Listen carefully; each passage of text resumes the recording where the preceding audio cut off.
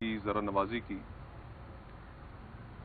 بڑی لمبی ہم لوگوں کی نشست رہی، اور اس نشست میں جو ملکی حالات ہیں وہ زیر بحث آئے، جن بحرانوں کا وطن عزیز کو سامنا ہے ان پر کھل کے ڈسکشن ہوئی، اور اس بات پہ ہمارا اتفاق ہوا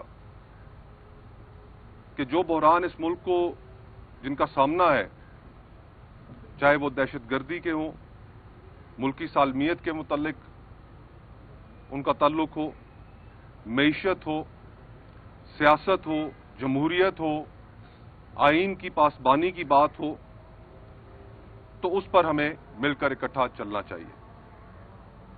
اس وقت پاکستان کو ضرورت ہی اس چیز کی ہے کہ جس حد تک شدید بحران ہو چکا ہے، جس کی ساری قیمت اس ملک کے عوام ادا کر رہے ہیں۔ پچھلے ہفتے ایک رپورٹ آئی ورلڈ بینک کی کہ صرف پچھلے سال میں 1.5 کروڑ پاکستانی سطح غربت سے نیچے چلا گیا، اور اس سیاسی بحران کی اس ملک اور اس ملک کے عوام کیا کیا قیمت نہیں ادا کر رہے۔ اور ہمیں افسوس ہے کہ جن حالات کا ملک کو سامنا ہے، ایک طرف ہندوتوا ملک کو تاک رہی ہے، وہاں سے خطرہ ہے، دوسری طرف ہماری پالیسیز مکمل طور پر فیل ہو چکی ہیں، افغانستان کے ساتھ تعلقات ٹھیک نہیں۔ سمجھدار لوگ یہ بھی کہہ رہے ہیں کہ شنید آ رہی ہے کہ امریکہ اور چائنا کی پراکسی جنگ بلوچستان میں لڑی جائے گی۔ ان حالات میں ملک کو ریکنسیلیشن کی ضرورت ہے، ملک کو مزید سیاسی بحران سے بچانے کی ضرورت ہے، لیکن افسوس کے ساتھ کہنا پڑتا ہے کہ ان حالات میں بھی، ان مشکل حالات میں بھی موجودہ حکومت نے نہ صرف اس بحران کو بڑھانے میں اپنا کردار ادا کیا، اپنا کندھا فراہم کیا، اور آج پولیٹیکل پولرائزیشن اس ملک میں اتنی بڑھ چکی ہے کہ وہ سڑکوں اور گلیوں تک پھیل چکی ہے۔ جو ہم نے ان پچھلے سال 1.5 سال میں 2 سالوں میں پولیٹیکل وکٹمائزیشن دیکھی، اس کی بھی دور حاضر میں مثال نہیں ملتی۔ آج گفتگو کے دوران میں نے جو یہ معززین اور عمائدین اور سینئرز تشریف لائے، ان کے سامنے یہی نقطہ رکھا، اور ہم نے اس چیز پر اتفاق کیا کہ ایجنڈا اب اس ملک کی بہتری کا ایجنڈا ہونا چاہیے، ریسٹوریشن آف ڈیموکریسی کا ایجنڈا ہونا چاہیے، ریسٹوریشن آف کانسٹیٹیوشن کا ایجنڈا ہونا چاہیے۔ اب سیاسی جماعتوں کو اپنے خول سے باہر نکلنا ہوگا، اور اس بڑے ایجنڈے پر اکٹھا ہو کر جب سیاسی جماعتیں باہر نکلیں گی تو اس براڈر کنسنسس میں پورا ملک، سول سوسائٹی سب شامل ہو جائیں گے، اور انشاءاللہ اگلے چند دنوں میں جو مشاورتی اجلاس ہے ایجنڈا طے کرنے کے حوالے سے، جو قائدین یہاں پر موجود ہیں اور پولیٹیکل پارٹیز سے بھی رابطے میں ہیں، ان سے بھی ان کی ملاقات ہونی ہے، اور پھر اس کے بعد ایک براڈر ڈیموکریٹک ایجنڈا بنا کر انشاءاللہ تعالی ایک جستجو کا آغاز کریں گے، تاکہ اس ملک کے جو بحرانوں کا جو اس کو سامنا ہے، اور جو یہ ایک غیر نمائندہ حکومت پاکستان پر مسلط کی گئی ہے، اس کے خلاف اس کو رخصت کرنے کے لیے، اور یہ بات بھی طے کرنے کے لیے کہ آخرکار اس ملک پہ حکمران چننے کا جو حق ہے وہ کس کے پاس ہے؟ وہ اس ملک کی عوام کے پاس ہے فری اینڈ فیئر الیکشنز کے ذریعے، یا بند کمروں کے اندر بیٹھ کر فیصلہ کر کے عوام کے اوپر تھوپ دیا جائے گا؟ تو وقت آ چکا ہے کہ تمام جمہوریت پسند قوتیں، آئین کی بالادستی میں بلیو کرنے والی قوتیں، انسانی حقوق میں بلیو کرنے والی قوتیں، وہ ایک پلیٹ فارم پہ اکٹھے ہوں، اور انشاءاللہ تعالی اس پلیٹ فارم پر تحریک تحفظ آئین جو رابطہ شروع کیا ہے عمائدین نے، سینئرز نے، تو انشاءاللہ تعالی ایک اچھی کاوش ہے، اور ضرور آپ کے ساتھ اس میں چلیں گے۔ بہت بہت شکریہ۔ Thank you. بسم اللہ الرحمن الرحیم۔ بہت شکریہ مصطفیٰ صاحب آپ کی مہمان نوازی کا۔ یہاں پہ سارے ساتھیوں کو، میں پریس الیکٹرانک میڈیا کے ساتھیوں کو یاد دلانا چاہتا ہوں کہ مصطفیٰ صاحب کے والد صاحب مرحوم اور میرے والد مرحوم ان کا بڑا درینہ ساتھ رہا تھا، اور اللہ تعالیٰ دونوں کا دوسرا جہان گلے گلزار کرے۔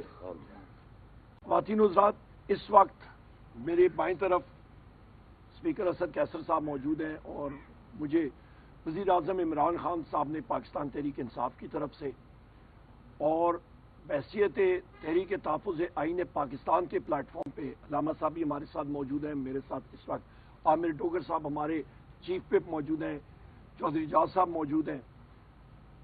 ہم سب کا ایک ہی ایجنڈا ہے، وہ ہے پاکستان میں آئین اور قانون کی بالادستی۔ وزیر اعظم عمران خان صاحب کا یہی مشن ہے کہ ملک میں انسٹیٹیوشنز، ادارے آئین اور کے مطابق چلیں، ملک میں قانون کا بول بالا ہو، اور اس کے لیے ہم لوگ جتنے اپوزیشن کی جماعتیں ہیں ان کے پاس فردن فردن جا رہے ہیں۔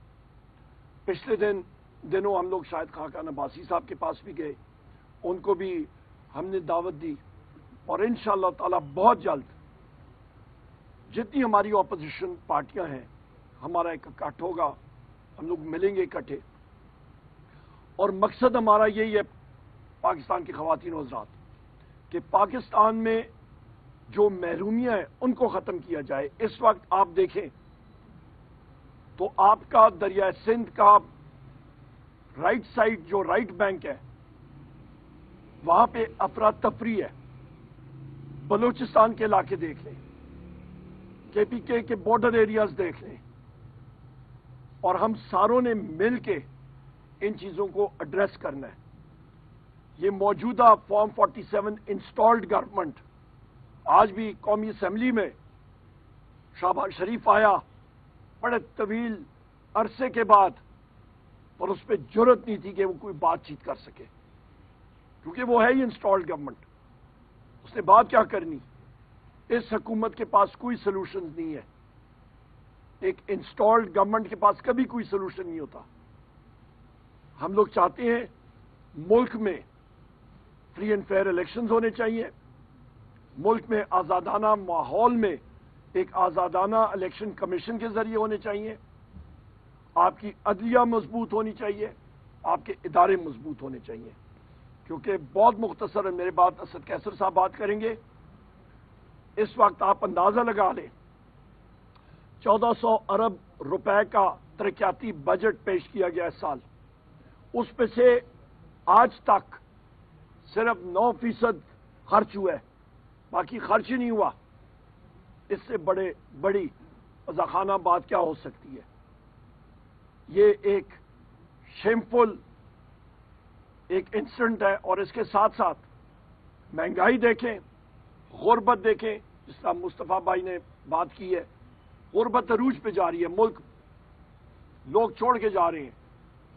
20 لاکھ نوجوان نے ملک چھوڑا ہے، اور جو پیسہ ملک سے باہر گیا ان کے ذریعے تقریباً 14 ارب ڈالر جو ہے وہ باہر چلا گیا، اور یہاں پہ ہم لوگ IMF کے پیچھے چل رہے ہیں کہ جی ہمیں 1.5 ارب ڈالر مزید دیا جانا چاہیے۔ یہ چیزیں نہیں ہونی چاہیے۔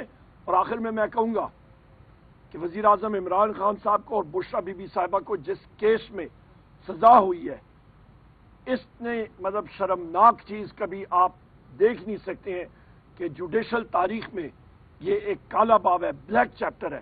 جتنی بھی اس کی مذمت کی جائے وہ کم ہے۔